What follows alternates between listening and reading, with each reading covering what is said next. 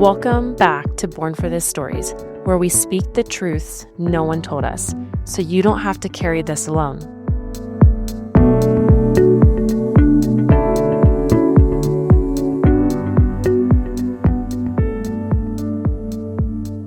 Hi friends, it's Johanna. Today's episode is going to be a little different. It's just me.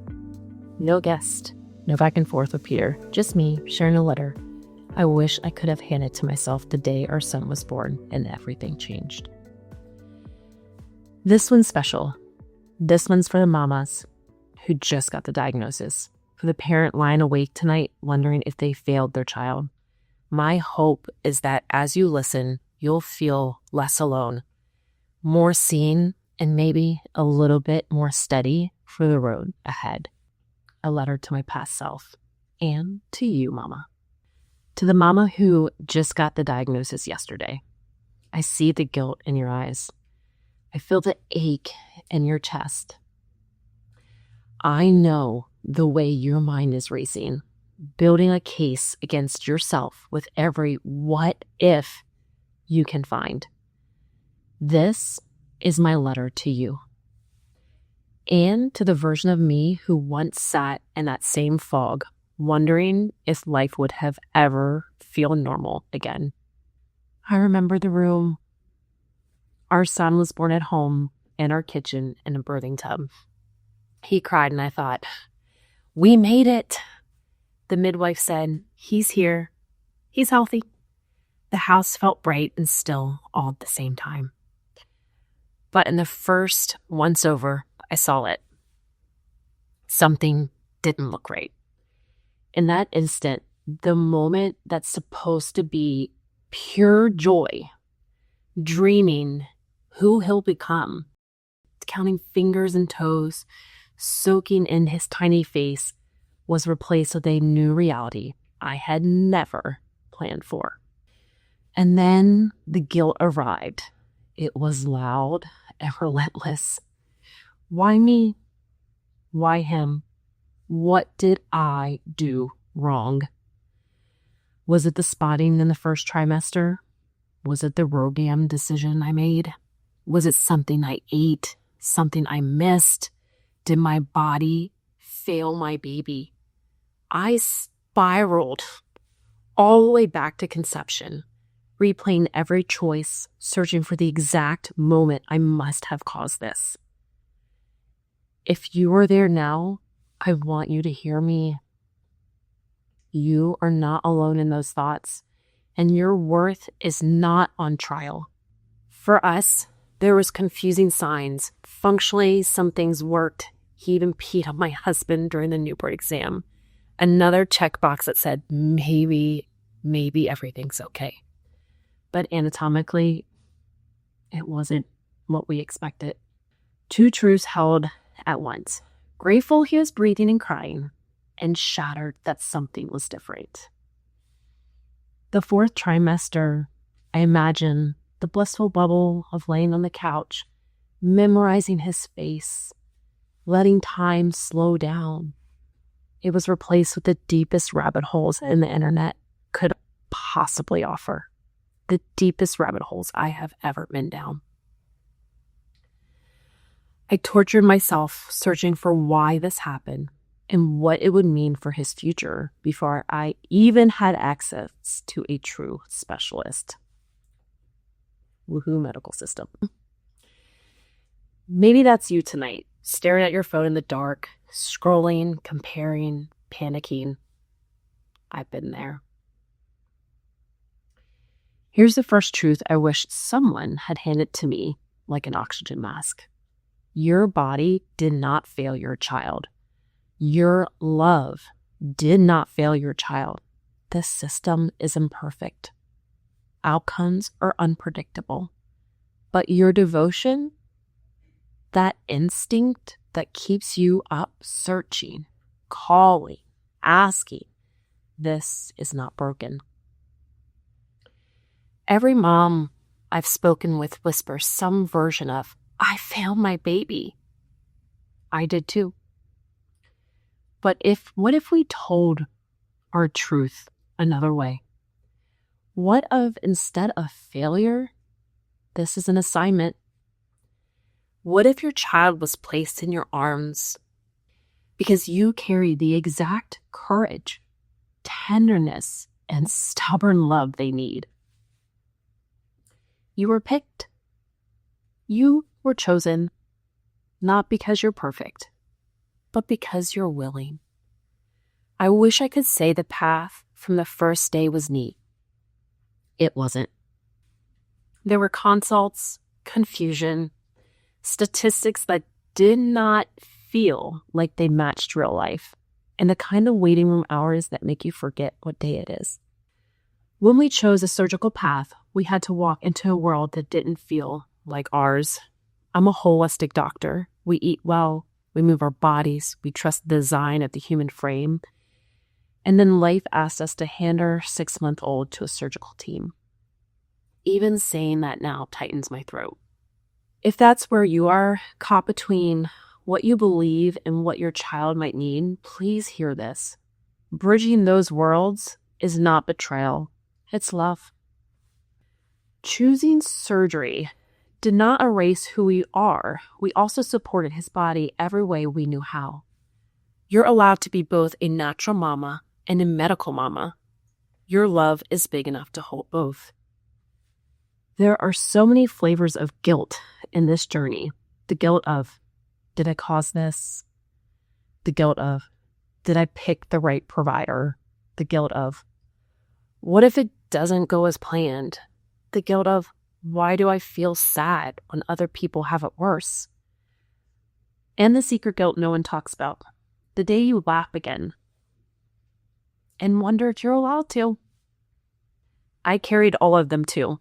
Maybe you do as well. Here's a second truth I wish I tattooed on my heart sooner.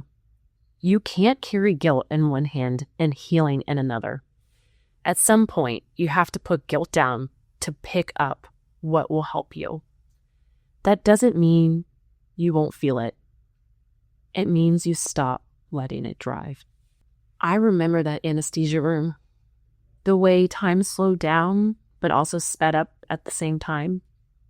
I remember the waiting room, the mind-numbing TV we pretend to watch, my husband's hand in mine, both of us whispering the same prayer on repeat.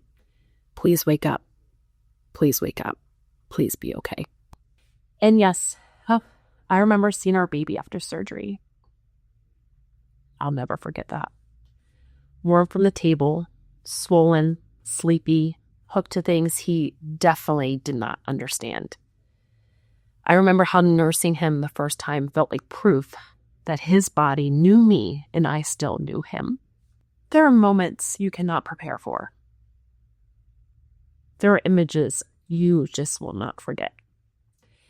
And somehow, there's also a way through. I'm here to speak on it. Let me pause here and talk to you directly, because this is where so many mothers message me drowning in, what if I trusted the wrong person? If your outcome wasn't what you were promised, if you regret a decision, if you're playing and replaying the appointment where you should have asked more questions, come closer. You did the best you could do with the information you had, in the time you had it, under the pressure you were under. That is what good mothers do. It's not your fault that the system is overwhelmed, fragmented, or rushed. It's not your fault you weren't handed a map in this moment that you actually needed one.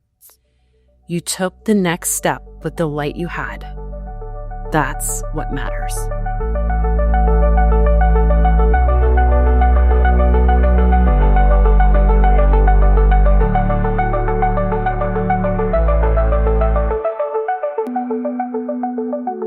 If you're still in decision-making mode, here are 3 questions I wish someone had put in my hand.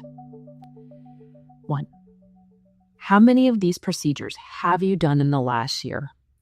Volume matters with this answer. Number 2. What's your complication and reoperation rate, and how do you define success? Definitions matter here. Number 3, if your child is in the 10% that need additional help, what's the plan and how will you support us? Honesty matters.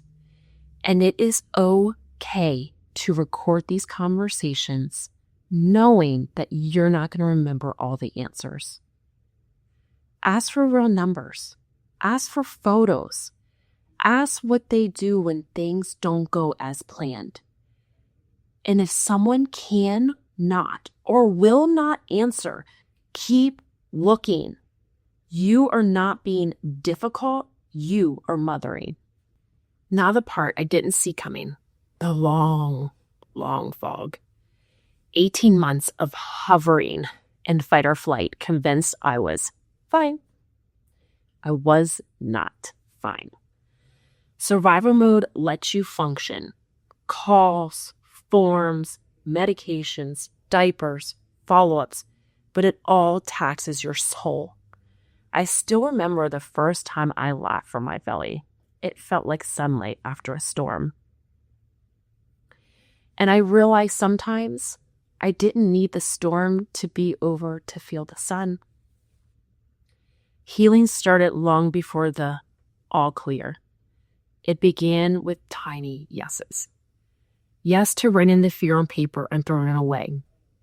Yes to stepping outside barefoot and letting the ground remind me, my body, we were still here.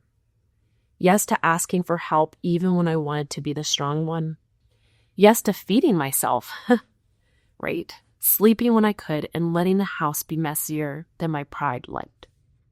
If today feels impossible, here's a 5-minute reset that helped me. Use it right now. Use it in the car line, at the sink, the hospital bathroom, wherever you are. 30 seconds. Unclench your jaw. Drop your shoulders. Exhale like you're fogging a mirror. For 60 seconds, put one hand on your heart, one on your belly. Breathe in for 4. Hold that breath for 4 and slowly breathe it out for 6. In the next 90 seconds, say out loud what is true today.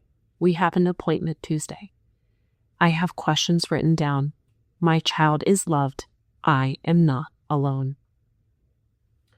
And for the other 2 minutes, write 3 sentences you'd say to your best friend if she were here and she were you. Then say them to yourself. Small doesn't mean weak. Small is how we cross rivers stone by stone. And maybe right now you don't want to do any of what I just said. Maybe you don't want to write the letter. Maybe you don't want to pray or journal or scream into a pillow. Maybe you don't want to advocate or make another phone call or be told how strong you are. And that's okay. You don't have to rush healing. You don't have to force meaning out of pain you're still drowning in. Sometimes the bravest thing you can do is sit in that not doing. Sit in the numb. Sit in the ache and know you're still worthy, still seen, and still held. Even here, especially here, you are not alone. And it's okay. I also want to say this with my whole heart. You are allowed to have a life outside the diagnosis. You are allowed to laugh at a meme, drink coffee on the porch, or go for a walk with a friend. Watch your older child's soccer game and be fully present, be fully there. You're allowed. That's not neglect. That's how your nervous system remembers safety so you can keep going. If you are the mom who had a medical system fail you in the past, like me, your body might flinch walking back into the hospital. I lost a sibling young. We took him to the pediatrician again and again, and we were sent home again and again. Unfortunately, one night, he went to sleep and he never woke up. Rebuilding trust was not a mindset trick. It was slow, layered, and holy work. But here's what surprised me. The same tenderness that made me cry in parking lots Also forged my fiercest strength. I learned to ask questions I never thought I'd ask. I learned to interview providers like I was hiring an employee because they work for us. I learned that protecting my child and honoring my values could coexist. So to the mama torn between paths, choosing the care your child needs is not abandoning your beliefs. It's embodying them. Love in action, wisdom with legs. If you're early in the journey, those micro anchorings might help. Your 60-second script for appointments could be something like, I'm the parent. I'll be asking several questions, taking notes, and may pause for clarity. If I don't understand, I'll ask you again, and I'll ask it in plain language. You can have a plan to check in with pain. What's our plan for pain management? What are the options? What signs tell me we're under or overmanaged? The second opinion permission slip. We'll be gathering 2 to 3 expert opinions before deciding. Please upload today's notes and image to the portal. None of these requests make you extra. It makes you a steady mom in a storm. Now to the mom who trusted the wrong person and is living with the outcome. I can't soften what you've lived. I can only hold it with you and say the quiet thing out loud. You did not ruin your child's story. Their story is still unfolding. There is room for repair, for resilience, for joy. There is room for you to change course, ask again, and start over. Shame says you are disqualified. Love says you are learning. And to the mom who chooses not to intervene, who is supporting their child in a different way, your love is not lesser. Your path is not smaller. The point is not to pick the right team for the internet. The point is to honor the child in front of you with the best of who you are and what you have. I see you too, Mama. Somewhere along our path, I started writing letters I'd never send. To the doctors I wanted to forgive. To the version of me who sat on the bathroom floor, sobbing, and still got up to make breakfast. To my son about the day he'd ask questions I was afraid to answer. Most of these letters stay hidden. A few I burned. All of them were medicine. If your heart is heavy, try this letter ritual tonight. Start with, Dear me, just got this diagnosis, and tell her exactly what you wish someone had said to you. Name the get out loud. I feel like I caused this because. Then rate 3 truths that cut through that lie. My love didn't fail. The system is imperfect. I am allowed to keep learning.